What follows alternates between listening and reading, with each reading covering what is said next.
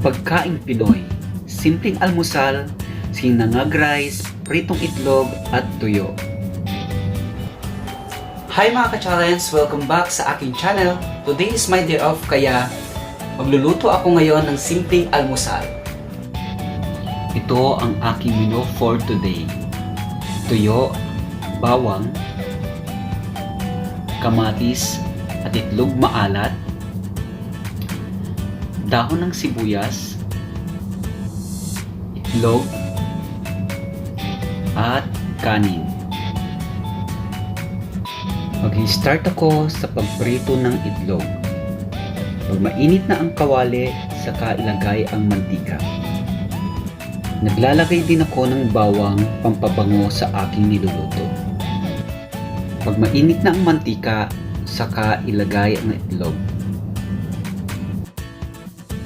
Luto na ang itlog kaya pwede na siyang hanguin. Ang susunod kong lulutuin ay ang tuyo. Ihuhulog ang tuyo sa kumukulong mantika. Kapag luto na ang kabilang side, saka baliktarin para maruto din ang kabila. Kapag luto na ang magkabilang side, pwede na siyang hanguin sa kanyang pagkakaprito.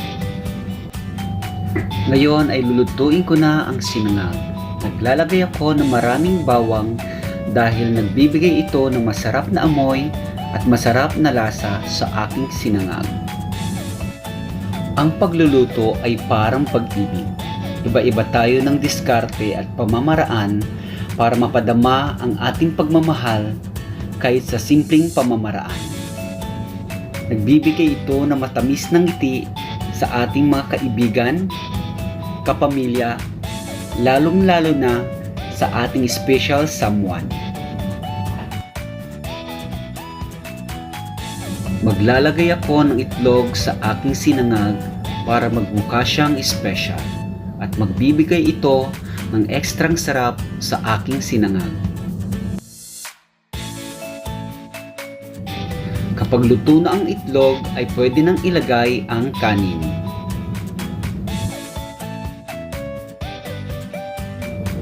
Halo-haloy nito para mag-mix ang kanin at ang itlog. Huwag kalimutan lagyan ng asin para tuluyan na itong magkalasa. Ilalagay ko na din ang dahon ng sibuyas at halo-haloin ito hanggang sa tuluyan na itong maluto.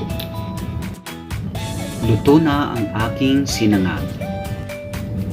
Ito na ang ating piniritong itlog at tuyo, kamatis at itlog maalat, sinangag, at masarap ito sa mainit na kape. Kaya tara, kain na tayo! Hi guys! Ngayon natapos na akong magluto ng aming special na sinangag. Simple sinangag. Mayroon tayong tuyo at itlog.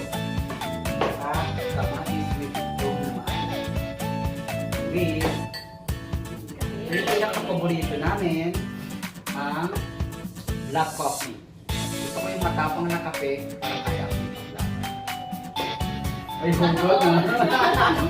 So tara, kain na tayo. Kung sa tingin nyo ay tusok na pasok, huwag nyo kalimutang mag-like, mag-share, at mag-subscribe. At huwag nyo kalimutang pindutin ang notification bell para ma-update kayo sa mga susunod na videos.